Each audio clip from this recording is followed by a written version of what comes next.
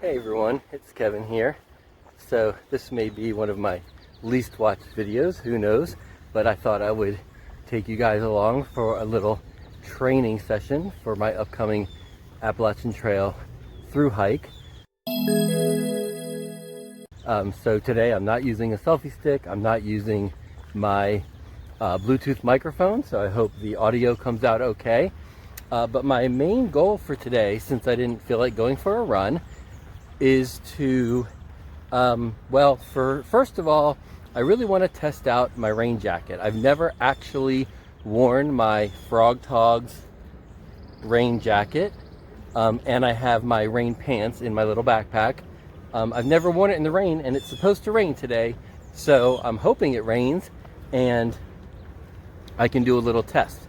So what I have on today is a 20-pound weight vest, because I didn't want to wear my backpack and load that up, and I have my Outdoor Vitals sun hoodie. That's the 4-ounce sun hoodie, and that's all I'm wearing. And it's 65 degrees right now, with really not any kind of wind at all, and you can see it's pretty cloudy out. And I'm just taking a little walk to the lake that's near my home, walking on a path, and it's kind of hilly, you know, it's up and down, and just to get a little training with some weight on my legs and out and about, and hopefully it will rain on me, right? And I also wanted to practice a little bit of vlogging, because I don't usually walk and talk, and I do want to share daily vlogs with you guys on my Appalachian Trail Thru-Hike. So I guess I don't need to say that any more times, but I just want to practice talking to the camera, to you guys, and take you along. So I'm just out here in my little backpack. I have a liter of water and just a small little energy bar, not a protein bar, but just a little energy bar. And I brought some of my waterproof mittens just in case it was really coming down and got chilly, and my rain pants. But I can tell you right now, I'm just wearing my shorts. These are the shorts I do plan to wear on the trail. And I'm wearing my running shoes, but I am wearing these bamboo material socks, because that could be another option for some longer, really comfortable socks that I could wear sleeping, or I could wear hiking if I need to, just depending.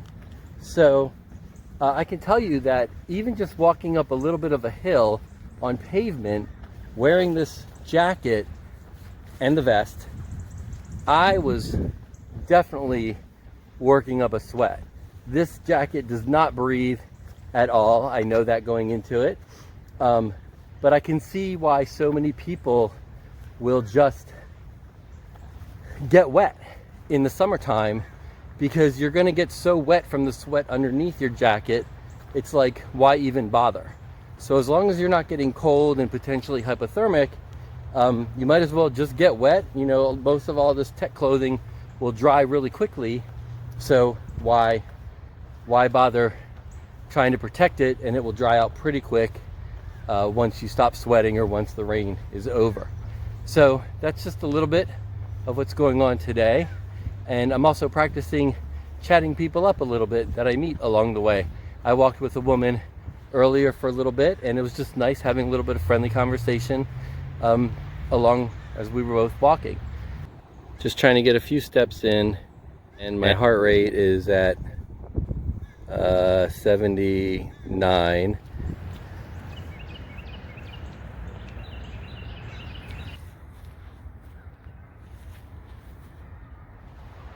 So this is one of 3 beautiful lakes that's within walking distance to my house.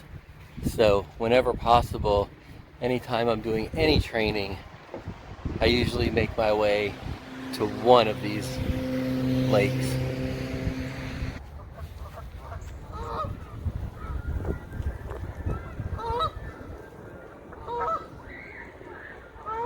I was just taking a little bit of inventory about how I was feeling during this training walk today, and it reminded me of something that I'm very conscious and aware of whenever I'm doing any kind of physical activity, which is, how's my energy levels, and how do I feel, and does anything hurt, and do I need any hydration or food or anything like that. And I'm taking you up a little bit of a hill this time, so I might be breathing a little heavier. But so in preparation for this walk today, it's about 3 o'clock in the afternoon right now, and in preparation, so I started my day like I always do with a liter of fluid, and in that liter I put half strength of Hammer's Heat, which is a sport drink, and that's what I started my day with, a liter of fluid. And then after that I moved on to my coffee, and I had about 20 ounces of black coffee, and it was half regular, half decaf. So I had that, and then I hadn't eaten anything yet, and I knew I was going to be doing a little exercising, so I had a Cliff Bar, and I love Cliff Bars, even though they are kind of high in sugar.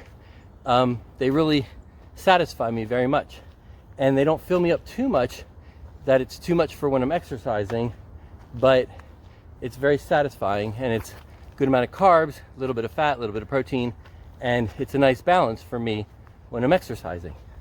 So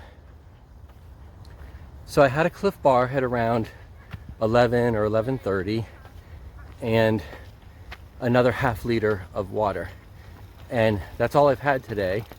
And right now it's about 3 o'clock in the afternoon, and I'm about an hour into my walk.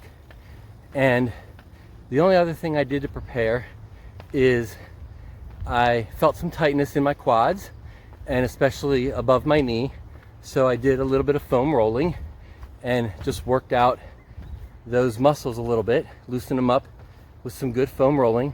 Only took about 5 minutes, and my quads felt so much better after rolling. And I actually used a Nalgene bottle to do that rolling, just on the carpet in my bedroom, and that was it. So it's about 3 o'clock, like I said.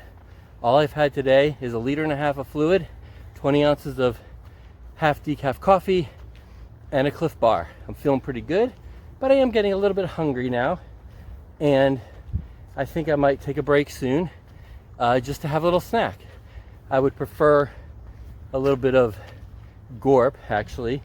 So Gorp stands for Good Old Raisins and Peanuts.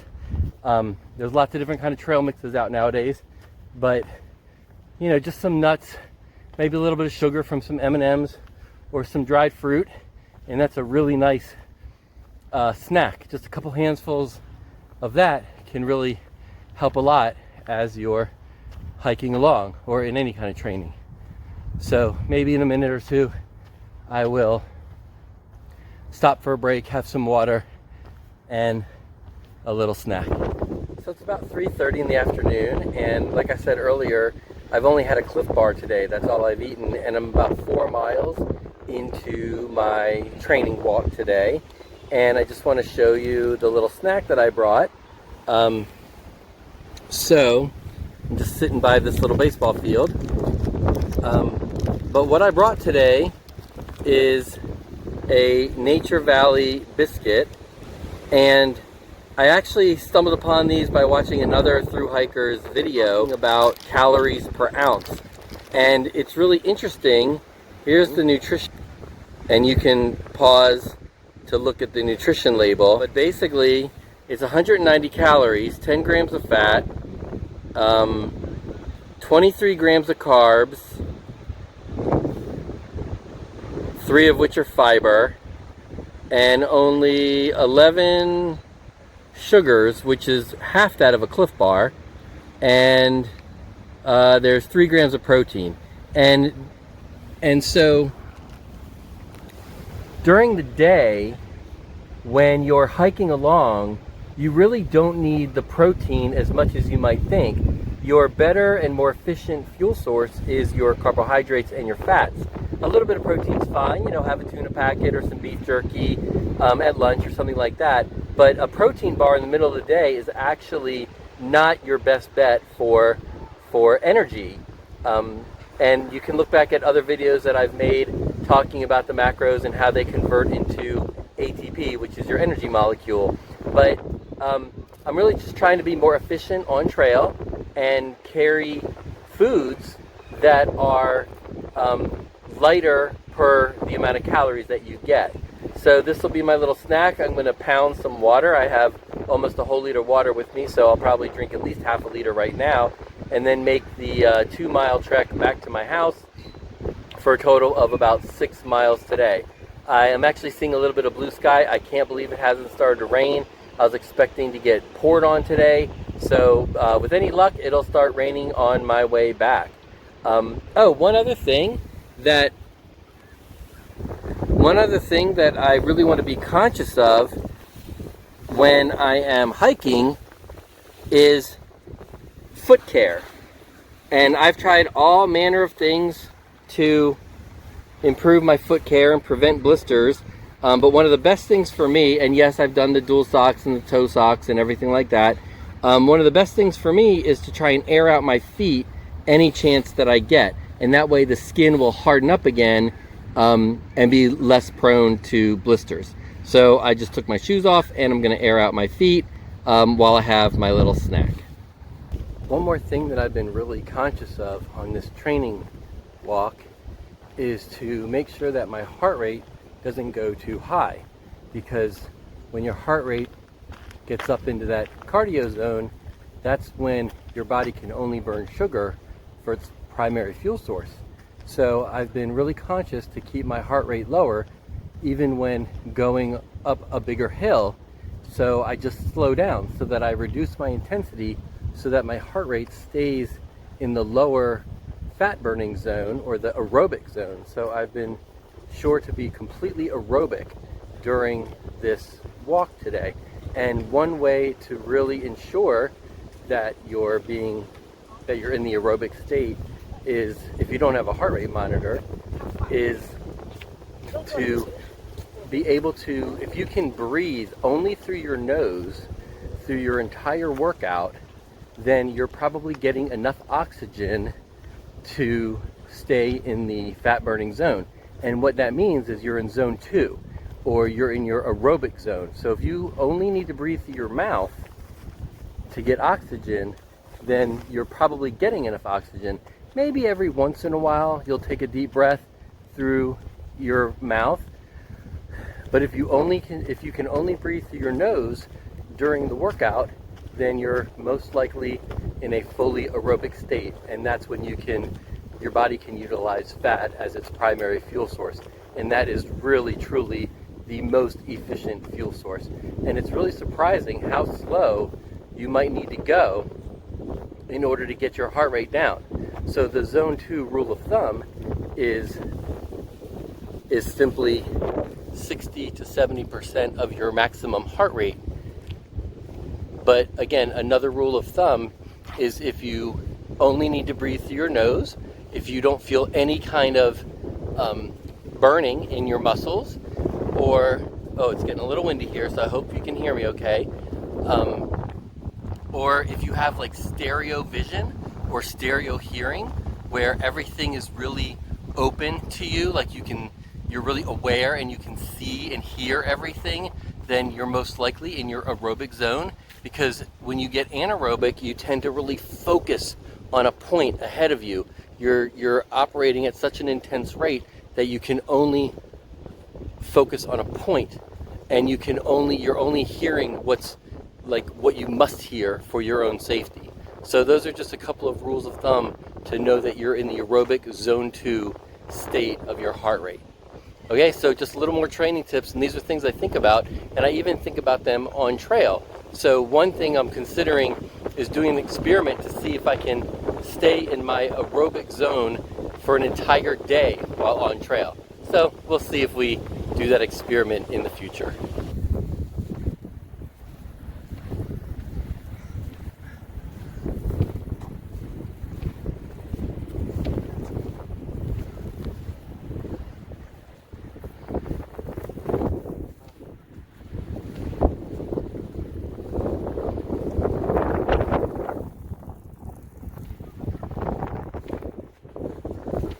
Well, I'm just about home from my training walk for today, and I'd say it was mostly a success. I feel really good.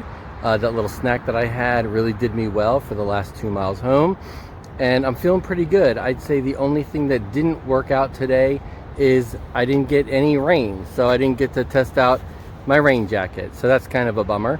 Overall, like I said, I feel pretty good, but I can definitely tell that I've been on a 6-mile walk. Took me about 2.5 hours, and I stayed aerobic the entire time. And but one other thing that I can notice is that my feet do feel a bit tired. You know, I'm not saying my dogs are barking, but I can definitely tell that my feet, my foot strength, my endurance for my feet is probably below what it needs to be. Well, it's definitely below what it needs to be. So I'll continue to do these training walks and hikes and runs to get my feet stronger and have more of that endurance to them, because they're a little tired and I can feel them right now. So, you know, a training bout doesn't end when the exercise ends. So when I get home today, I'm going to enjoy a little bit of Hammer Nutrition's Recoverite. It's a recovery drink that I usually only reserve for after a 1 hour or more of cardio training, like a 6-mile run, but I really do want to refuel my body and my muscles well after this 2.5-hour walk with the 20-pound weight vest. So the Recoverite is, in my opinion, of course this is just my opinion, but the best recovery drink on the market. It's really dialed in for endurance athletes, and so you know, hikers, backpackers, thru-hikers are endurance athletes. So I'll definitely enjoy some Recoverite, which is a 3-to-1 carbohydrate to protein ratio, which the science shows that is the optimal amount. And again, I know a lot of people, they drink chocolate milk, but honestly, that's really mostly a marketing campaign to get people to drink more milk, because milk is basically just sugar water with some fat and a little protein. So, but it's mostly just sugar water. What I will also be doing is taking the regimen of Hammer Nutrition's Daily Essential Kit. So that's their vitamin kit plus a little bit more.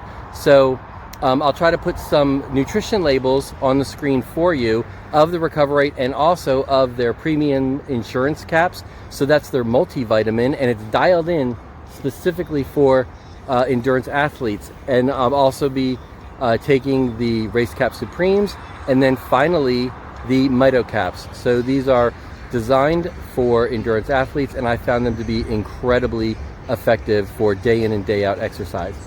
Okay, there's a golfer who's about to tee off here on the 9th hole. So until next time, peace, love, and connect.